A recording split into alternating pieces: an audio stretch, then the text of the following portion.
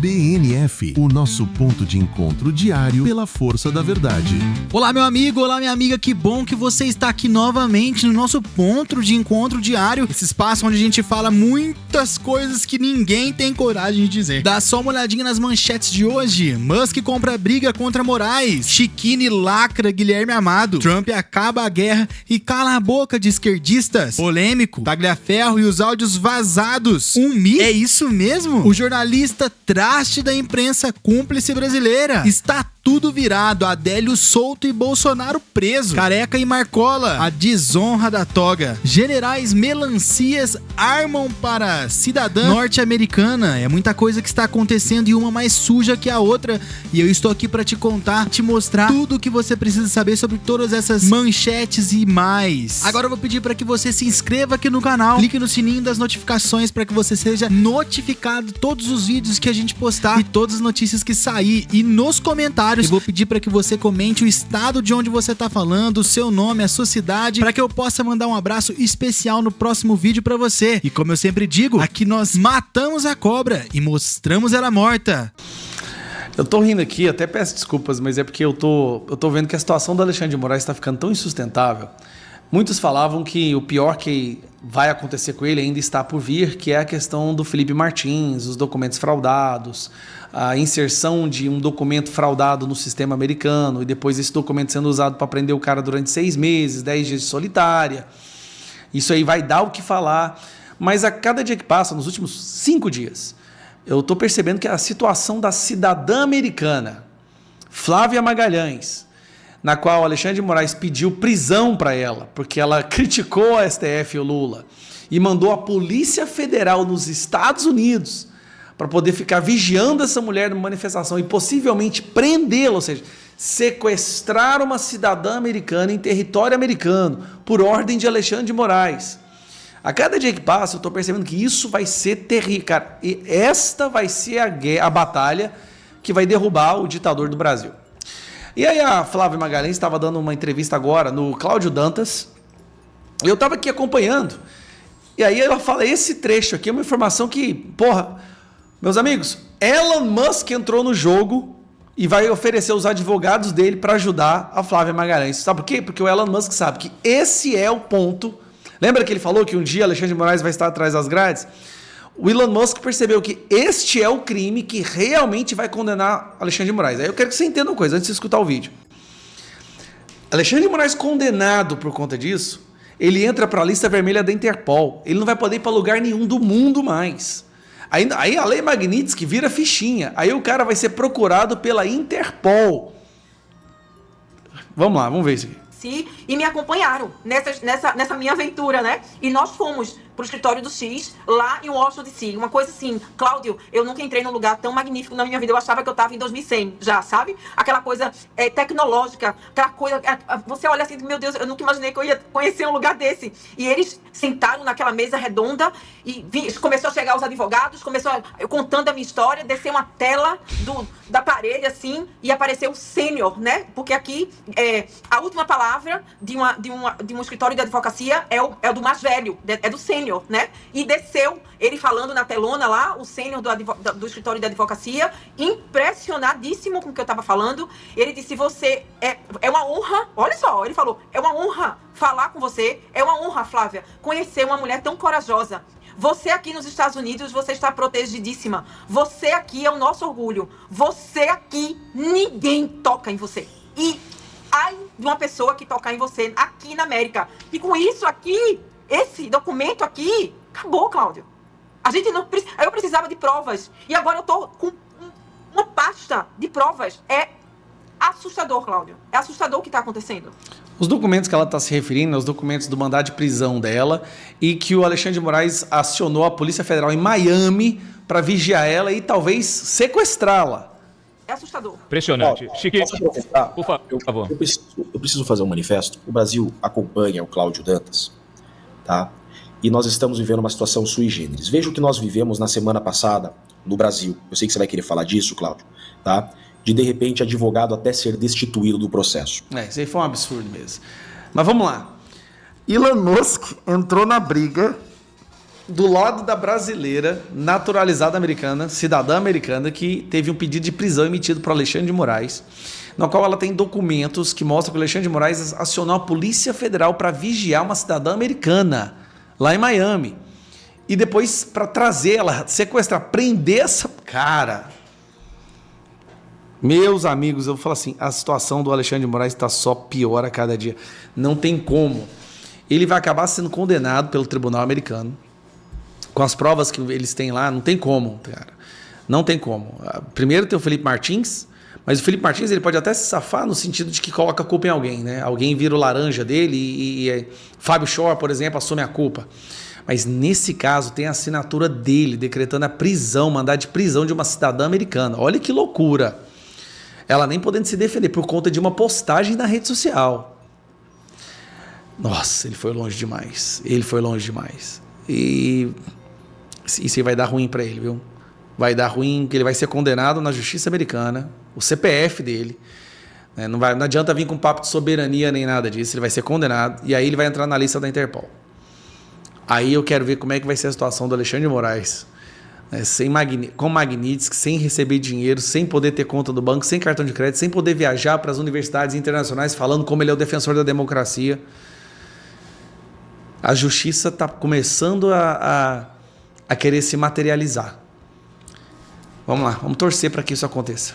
Já que esse Guilherme Amado ele insiste em pronunciar o nome do Felipe Martins, eu vou escancarar ele agora a todo o Brasil. Eu vou dar um fato agora com exclusividade de quem é esse canalha que foi um dos responsáveis pela prisão injusta de Felipe Martins.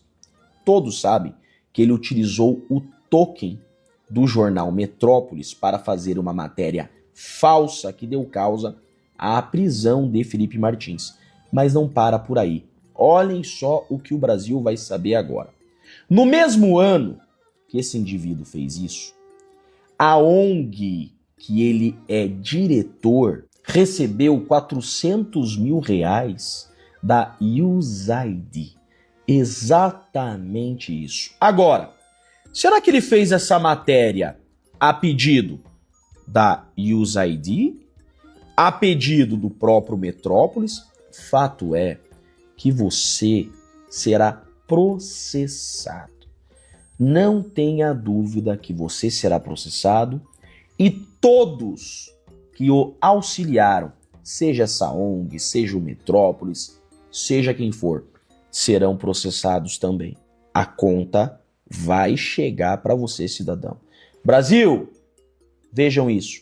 Esse indivíduo é diretor de uma ONG que recebeu 400 mil reais da USAID em 2023, nas proximidades da data que esse canalha divulgou uma matéria falsa utilizada para prender injustamente Felipe Martins, tá bom? Agora o Brasil sabe quem é você, cidadão, e o Brasil ainda vai comemorar algemas no seu pulso. Pode ter certeza disso.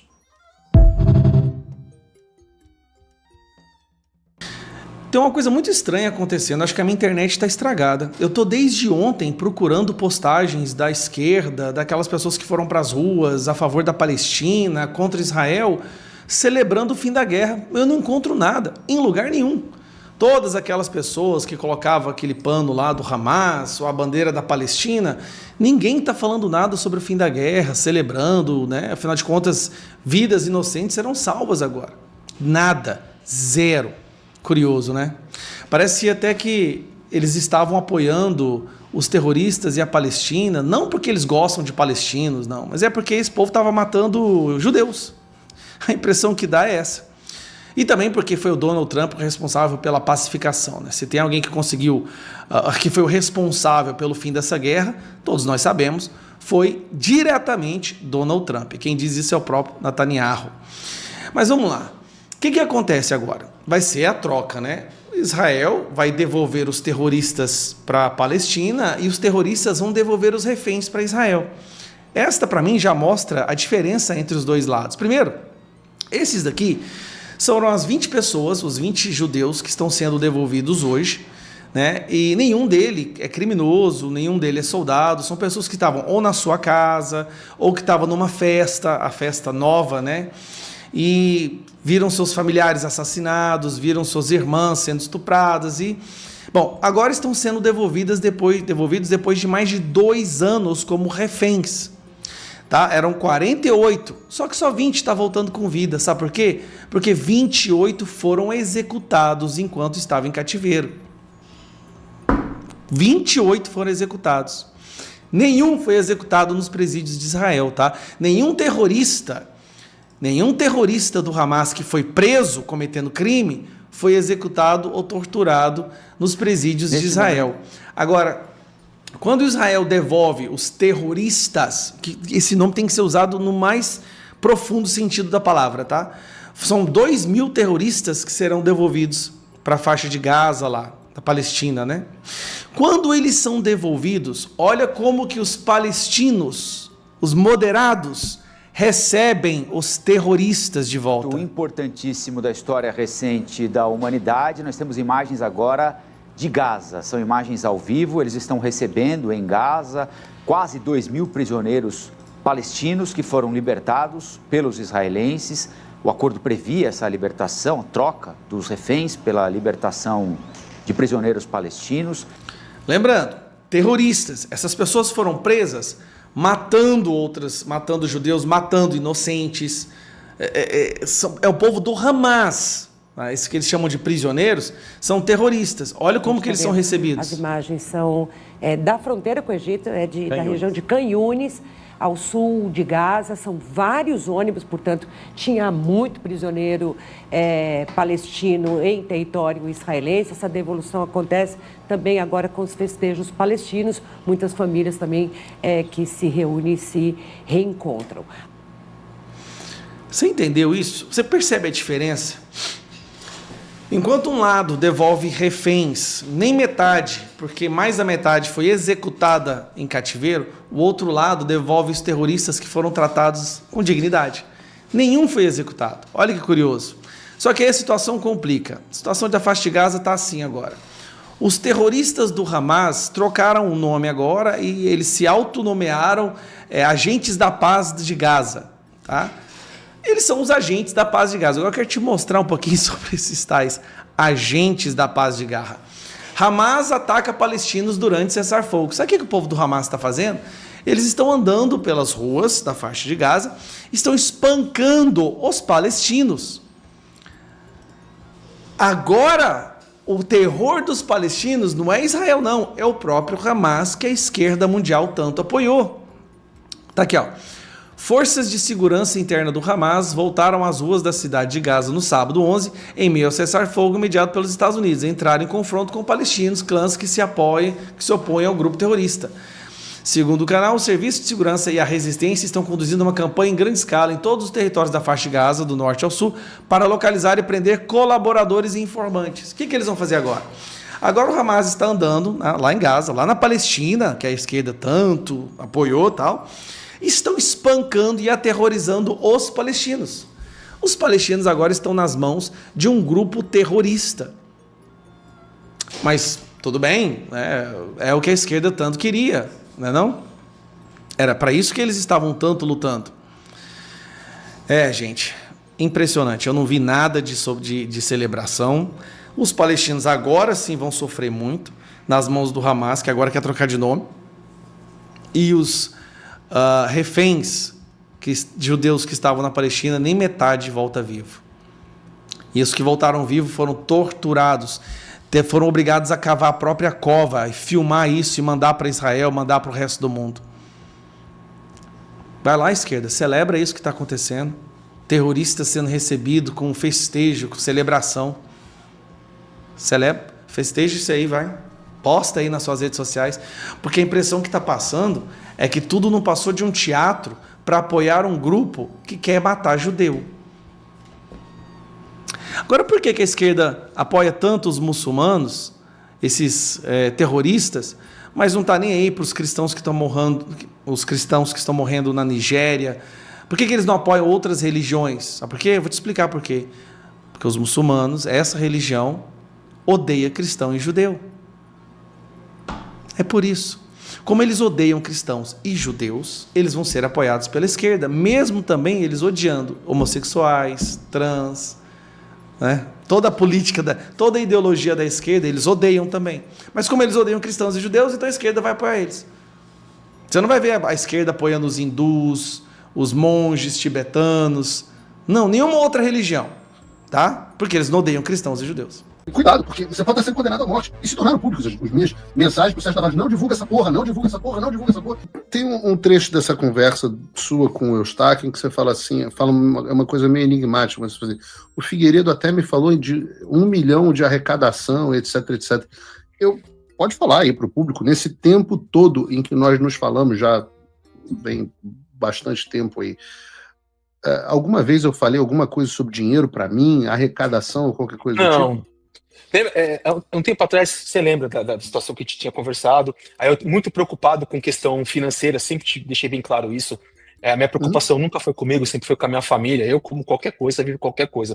Aí eu converso, falou: não, você pode vir para cá e você, acredito, Taliaferro, que você fizer uma live e você consegue arrecadar fácil 1 milhão, coisa assim, entendeu? Mas eu pra nunca você, não para mim. Não, para mim. Nunca para você, para mim. Alguma vez eu te pedi para eu dar o furo, eu dar alguma notícia à frente de todo mundo, ou pelo contrário? Eu sempre falei para você: fala nesse veículo, fala naquele veículo, fala naquele antes de mim, me deixa por último. Exatamente, você sempre fez isso. Falou: posso falar? Claramente? Eu lembro que eu ia falar assim: eu vou falar no programa do Alan. Não, agora acho que não é o momento de você falar no programa do Alan, porque a gente trabalha com o público, você tem que falar numa mídia tradicional, tentar alguém que coloque isso pro mundo, cara. Porque se você falar no meu programa, eu falo... Não só no do Alan, né? No do Alan ou no meu próprio?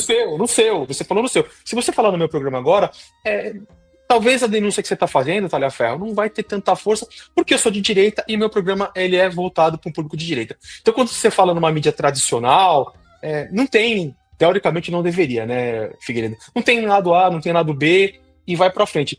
Você sempre me orientou. Inclusive agora, quando você me deu o convite para estar aqui, você escreveu assim: você já está preparado, a hora é agora. Eu até falei com uma pessoa que me ajuda, eu falei: puxa vida, hein? O Figueiredo esperou eu ter um pouco mais de experiência até em falar, porque você já chegou a falar para mim uma vez no passado: cara, você não sabe dar entrevista, você não sabe falar, você é uma pessoa muito sincera e direta, entendeu? E você me orientou, cara, como você, como ela, me orientaram muito bem. E nesse momento que você me convidou, eu concordo com você. Se eu falasse com você lá atrás, primeiro, que a credibilidade ia ser comprometida. Segundo, que eu ia me atrapalhar todo para falar. Porque eu nunca tive experiência, eu nunca falei com a imprensa. Eu não tinha essa experiência. Eu odiava aparecer. No TSE, eu sumia, pedia pra Gisele se virar com a imprensa. Eu nunca gostei. Eu sempre fui um pouco tímido. E hoje, são 2 meses fazendo isso aqui, não sou um especialista, mas você pode até falar. Eu mudei bastante, melhorei bastante na forma de falar, até de colocar situações, porque eu gaguejava, ficava nervoso. Não é meu dia a dia, eu não sou jornalista. Falar em público exige prática e, ao mesmo tempo, para eu fazer uma entrevista com você, eu preciso ser honesto com o meu público e fazer as perguntas que eu tenho que fazer. Então, não adianta, se eu sentar com você e fizer perguntas, como eu estou fazendo aqui agora e vou continuar a fazer, e você não estiver pronto para isso, eu vou te prejudicar a importância das mensagens, das informações que você traz. Então, muitas vezes não dá para fazer como fez o Sérgio Tavares, de quem eu gosto muito, inclusive, mas a preocupação número 1 não é dar o furo. A preocupação número 1 é a responsabilidade com a fonte, a responsabilidade com os fatos, a responsabilidade com a notícia e a responsabilidade das consequências disso na vida do país e na vida das próprias pessoas. Eu não imagina se eu poderia divulgar uma informação com você em risco no Brasil, debaixo da jurisdição do Alexandre de Moraes. Então, eu faço um documentário dizendo fake judge, o juiz, eu até quero ver o documentário, deve ser muito bom, mas eu faço um documentário explicando como Alexandre de Moraes é um tirano. E aí eu exponho uma fonte que está debaixo da jurisdição desse tirano, eu possivelmente estou condenando essa pessoa à morte.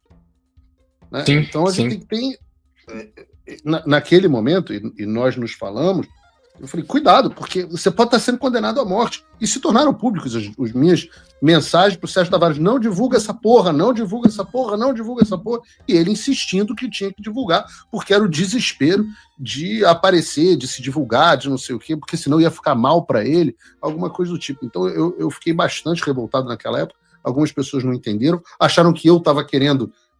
Eu digo isso porque muita gente naquele momento achou que eu estava querendo ter o protagonismo, que eu estava com inveja dele estar tendo protagonismo naquele momento, e não eu, quando eu passei quanto tempo, né, Tareferro, abrindo mão do protagonismo, justamente você teve a chance de dar o furo desde 2024, você e o Alan.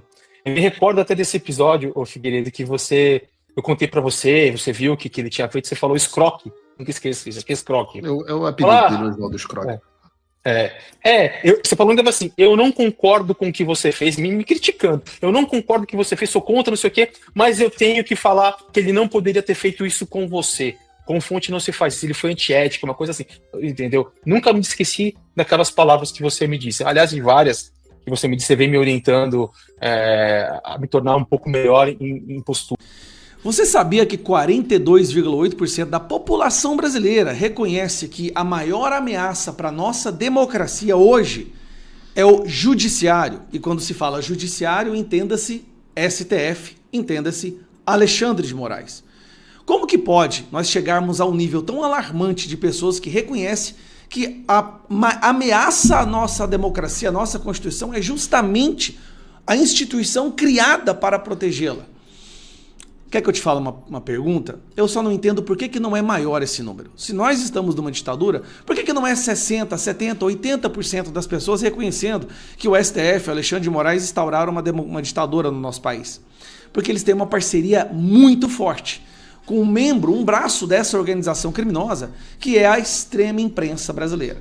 O que fazer quando a imprensa, também uma instituição criada para proteger a democracia, para proteger direitos fundamentais e colocar em xeque autoridades do país, se junta a essas autoridades para reforçar o autoritarismo? O que se pode fazer com isso?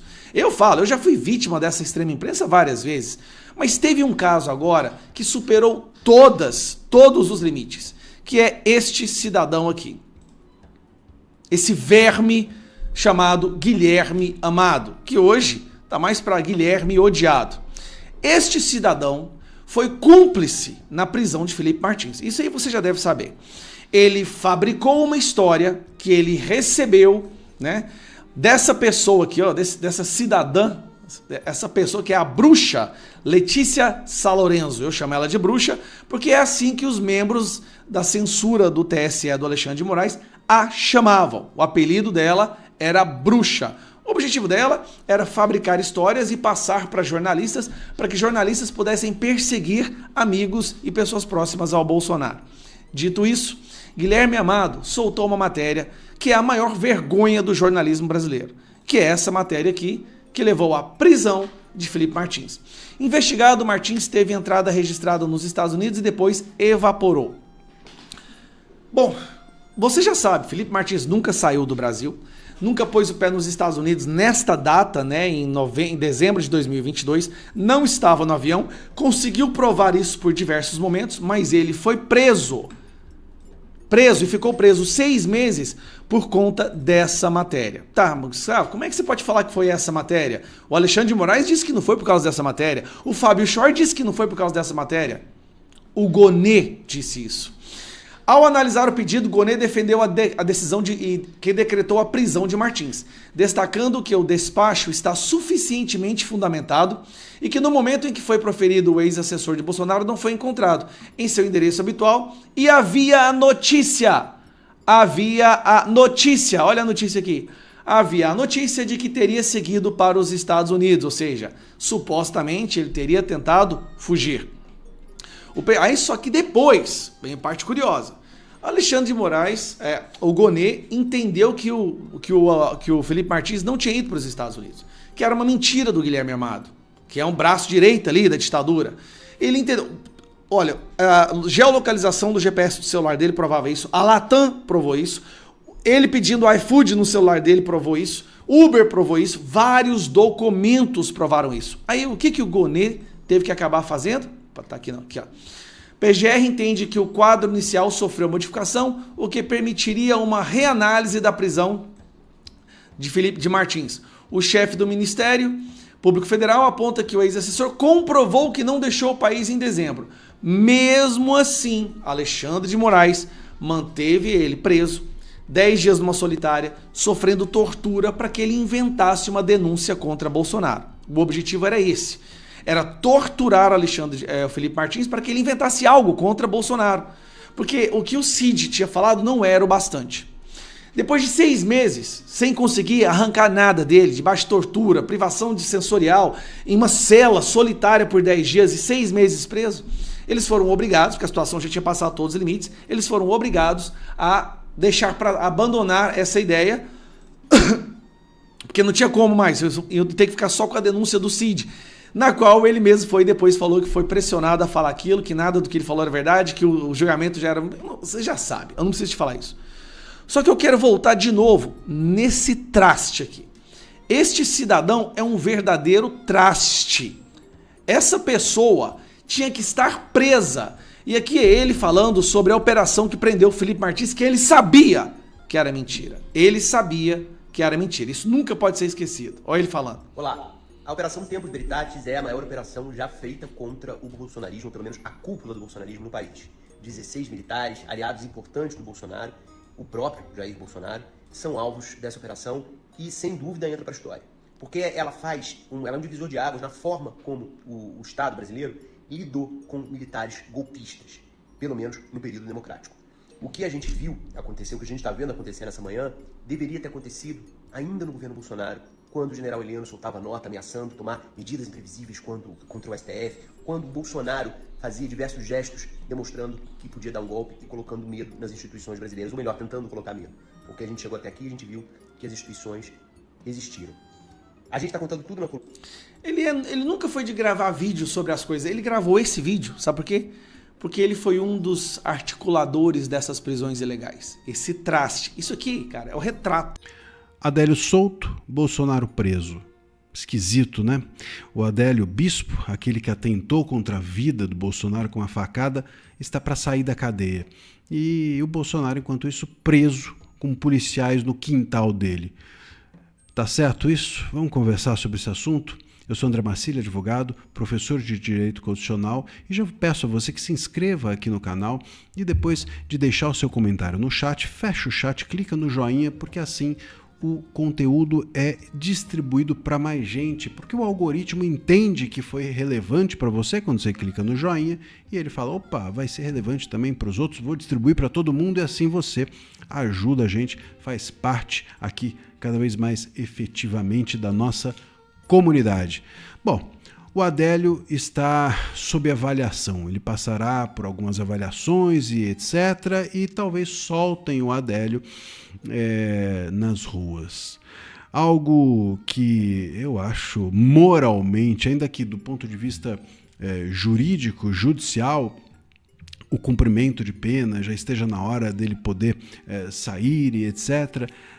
Mas moralmente é muito complicado uma pessoa que tentou matar o Bolsonaro sair às ruas. E acho perigoso também, porque é difícil acreditar na tese do lobo solitário, né? É bem difícil acreditar, e pode ser que esse lobo solitário seja um arquivo que não interesse a muita gente que siga por aí, circulando livremente. No Brasil é impressionante essa questão, né? Porque essa foi uma investigação que foi mal feita, né? Eu, inclusive, na última quinta-feira estive no Arena Oeste e nós entrevistamos ali o Flávio Bolsonaro, o senador, e ele mencionou isso. Ele falou, obviamente foi uma investigação que não foi feita com zelo, não foi bem feita, foi precária, e tudo bem, né? E segue o barco, porque no Brasil o importante mesmo é investigar você que se manifesta nas redes sociais. Aí, meu querido, aí a investigação é exaustiva, eles vão a fundo mesmo para saber por que você escreveu que a autoridade tal era de tal jeito, que a pessoa tal era assim ou assado, aí eles ficam em polvorosa. Mas se você dá uma facada noutra, a investigação acaba rapidinho e resolve-se tudo. Bom, o fato é que ele solto é imoral porque o Bolsonaro está preso. Quer dizer, a pessoa que tomou a facada está presa porque fez live e post em rede social e supostamente com isso enfraqueceu o Estado e possibilitou uma tentativa de golpe. Quer dizer, a pessoa está presa por uma completa fantasia e a outra que dá uma facada bem concreta no Bolsonaro que está preso, aí essa é solta. Quer dizer, como é que pode se explicar isso do ponto de vista moral, né? Repito, judicialmente ou juridicamente, eu entendo a progressão de regime, a pessoa, enfim, tem de ser solta e tal, mas moralmente é muito difícil. Desce aqui um marciano e você consegue explicar para ele que isso faz sentido? Então, eu creio que a gente tem que tomar cuidado, porque as sinalizações que isso traz, né, é muito relevante e a mensagem que passa é de que a justiça não é algo para se acreditar. Né? Já não é muito fácil hoje em dia alguém acreditar na justiça. Já não é fácil com o que a gente tem. A gente ainda vai piorar soltando o cara que quis matar o outro, enquanto o outro que quase morreu está preso porque falou na internet, porque fez live e etc, etc. Muito difícil que isso seja entendido pelo público, muito difícil que as nossas autoridades tenham credibilidade ao assim proceder, muito difícil que o judiciário tenha credibilidade ao punir pouco quem tenta matar com a faca alguém e a punir severamente alguém que fez uma live ou um post de internet sobre sistema eleitoral. Mas é isso, é o que eu digo, né? É o Brasil de ponta cabeça do IBGE, é o Brasil daquele mapa mundial do IBGE do governo Lula. Salve-se quem puder. Uma pessoa nos Estados Unidos por causa de uma publicação. O que foi que eu falei? Eu estava numa casa de pessoas conhecidas e tinha 3 generais lá. E os 3 generais aqui vazou essa informação e ainda falou, a gente não pode falar nada porque o crime está dentro do governo. E eu dizendo a eles, vocês são muito covardes. Vocês têm que denunciar isso é muito grave. O que os generais falaram? 3 generais, eu nem sei o nome dessas bosta, desses melancias, que a gente tá nessa situação por causa de gente covarde como essa gente. Esses 3 me fizeram de boi de piranha, porque eu ouvi e falei o que eles falaram. Eu não ia inventar uma coisa dessa na minha cabeça. O meu post foi: vocês sabiam que o Alexandre de Moraes foi visitar o Marcola na cadeia? O que é que o ministro do STF tenha a conversar com um bandido? O PCC está dentro do STF. Esse foi o meu post. Tá lá no processo. Tá no processo.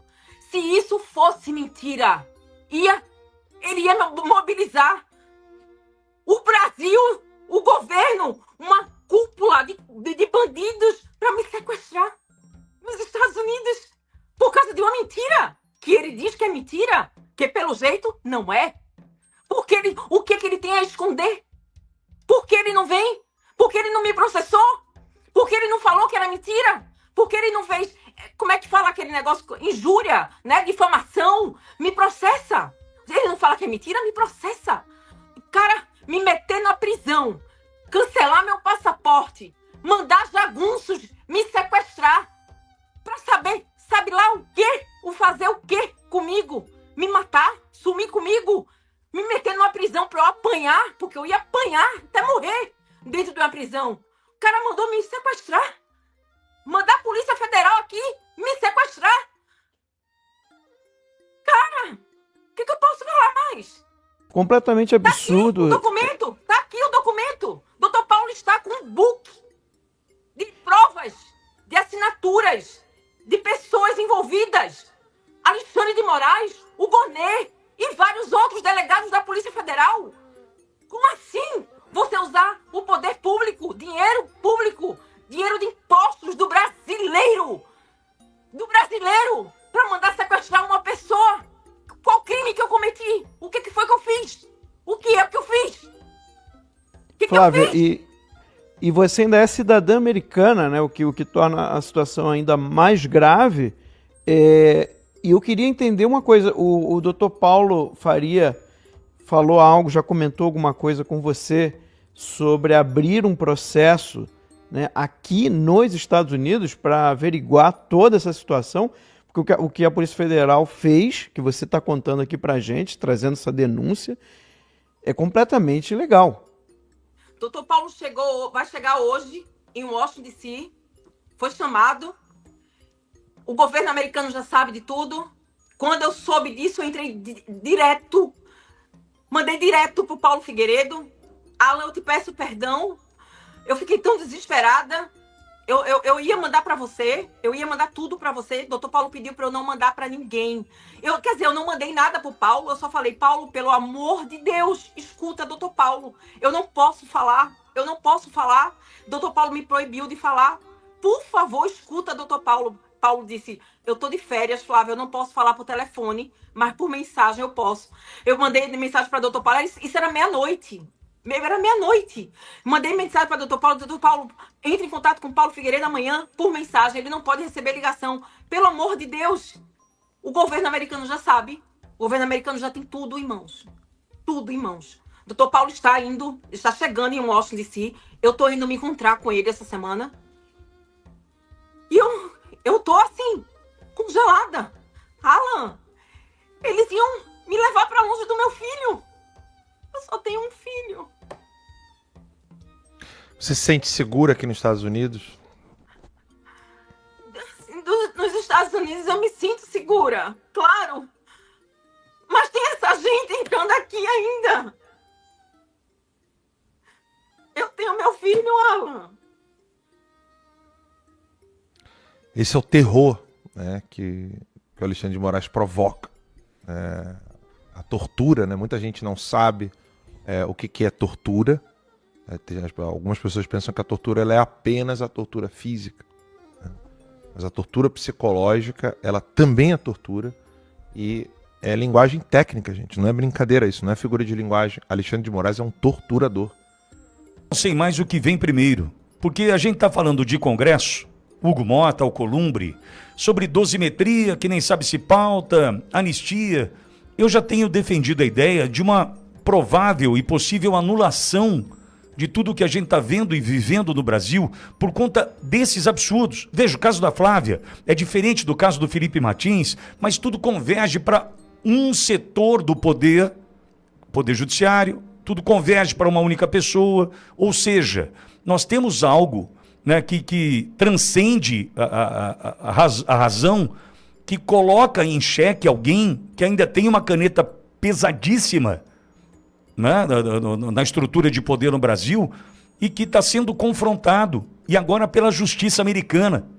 É aí que eu chego, Didi. Eu não sei se eu acredito mais em anistia ou se eu já vou direto para anulação de tudo isso, porque essa verdade, Flávia, eu vi teu vídeo com o Didi, isso deve acontecer rapidamente, né? Esse processo deve andar rapidamente por aí, não é? Sim, o Marco Rubio já tá sabendo de tudo. Agora muda tudo. Olha, Didi, olha, Pitoli e Didi, eu acho, são anjos, sabe? É a espiritualidade do meu lado, porque tava parado, esse processo é sob sigilo. A gente não tinha acesso, agora a gente sabe por que não tinha acesso, né? Não tinha acesso a nada. E de repente aparece, doutor Paulo aparece com essa bomba quinta-feira, sabe? E hoje tá tendo a reunião lá em Washington, D.C., com o Haddad, com não sei quem, com essa cúpula de bandidos, né? Lá em Washington, D.C., e o Marco Rubio já está sabendo disso tudo. Pitoli, esse documento tá assinado pelo Alexandre de Moraes, pelo Gonê. Tá assinado por vários delegados. Que é isso, Pitoli? Você autorizar um bandido desse fazer um sequestro de uma pessoa fora do país? Uma pessoa que não faz mal a ninguém. Porque eu falei o que ele não queria que ninguém soubesse? Que ele foi visitar uma cola na cadeia? Porque ele quer esconder isso da população? Porque esses generais de melancias não falam, não usam de hombridade para falar isso? Precisou me botar como boi de piranha pra falar isso. Porque essa gente de Brasília, porque os generais falaram que todo mundo de Brasília sabe disso. Porque essa gente não fala. Como é que eles se calam?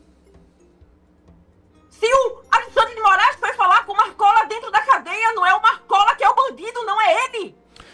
Flávia, e em nenhum momento... Esses senadores, esses deputados têm medo dele. É ele que é o bandido. Coitado do Marcola. Flávia... O Marcola recebe a ordem do Alexandre de Moraes. Em nenhum momento você foi contestada com relação a isso? Nunca fui contestada. Por causa desse post. Esse post tá lá no meu Twitter. No dia 15/6/2023. Eu nunca paguei e não vou apagar. Eu não inventei isso. Foram 3 generais melancias que me falaram isso. Flavinha. Uma mesa aqui em Fort Lauderdale. Flavinha, eu achei que essa sua postagem que ensejou toda essa problemática em cima de você era alguma coisa com relação às urnas. Mas você está dizendo que não... Eu também achei, porque eu não tinha acesso aos autos, eu não sabia de nada. Porque eu tô no Twitter Files. Eu apareço com a foto Brasil was stolen. Então, eu achei que fosse por causa das urnas, né? Porque eu falei muito. Eu falei o que estava acontecendo antes das eleições. Eu denunciei, eu botei minha carona no Twitter para denunciar o que estava acontecendo antes das eleições. Não foi durante as eleições, foi antes das eleições. Eu achava que foi por causa das eleições, mas tá lá no processo. Eu vi. É esse o Twitter. É esse. Essa perseguição toda, essa movimentação toda do Estado, dinheiro público sendo jogado no lixo para sequestrar uma cidadã americana, num solo americano, por causa de uma postagem fake. Isso nunca é fake. Ele sabe que não é fake. Tanto que ele tá me perseguindo. Ele sabe que eu não tô mentindo. Ele sabe que eu não tô mentindo. Flavinha, você tem medo de voltar pro Brasil? Você tem planos de voltar pro Brasil? Morro de medo de voltar pro Brasil. Morro de medo de voltar pro Brasil. É muito fácil me matar no Brasil. Assalto. Tiro na cabeça. Rápido. Eu vou voltar pro Brasil pra quê? Você tem alguém aqui, Flávia? Tem parente aqui? Tenho. Minha família toda mora aí, Pirutoli. Toda minha família mora no Brasil. Eu só tenho a minha mãe, meu filho e meus sobrinhos aqui. Só que meu filho é americano, meus sobrinhos são americanos, nasceram todos aqui. E minha mãe é legal aqui. Eu legalizei a minha mãe. Mas eu tenho toda a minha família no Brasil. Eu não posso mais voltar pro Brasil. Quem quiser me ver vai ter que vir aqui. Ou a gente vai se encontrar na Europa, ou a gente vai pra Bahamas, ou vai pra qualquer outro lugar. Porque no Brasil... Como é que eu vou entrar no Brasil, Pitoli, numa situação dessa? Agora eu sei. Eu peço desculpas ao Marcola. Eu peço desculpas de Marcola. Não é você que é o bandido. Você recebe ordens de bandido. Meu amigo e minha amiga, é muito difícil, eu sei disso, mas nós precisamos nos manter unidos e protegidos. E sabe como nós podemos fazer isso? Você se inscrevendo agora no canal, porque aqui é o nosso refúgio, ativando o sininho, que é o nosso escudo contra a censura, e compartilhando para os seus amigos de Facebook, Instagram, grupos de Facebook, grupos de WhatsApp, dando seu like e comentando o nosso código secreto desse vídeo. Musk vai mandar careca para Marte. Não se esqueça de compartilhar, hein? E a gente segue junto, lado a lado, porque é hora de ouvir a verdade.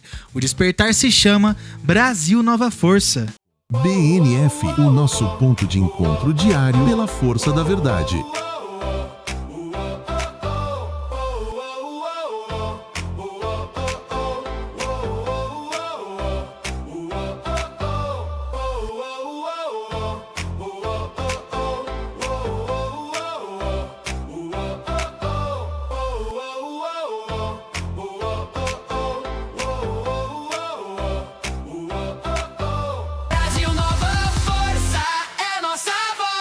Brasil Nova Força, somos nós, coração que pulsa.